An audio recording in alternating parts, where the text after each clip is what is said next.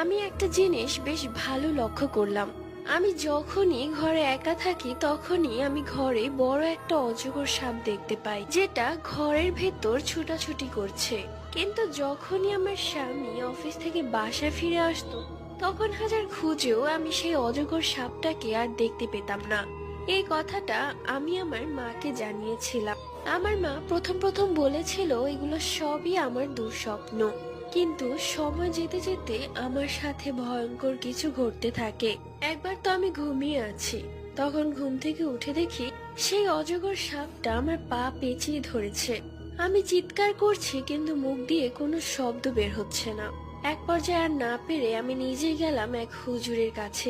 সেই হুজুর সব শুনে বলল সেটা কোনো অজগর সাপ নয়, সেটা একটা জিন, যে কিনা সাপের রূপ ধারণ করে আছে এবং সে আমার স্বামীর সামনে দেখা দেয় না।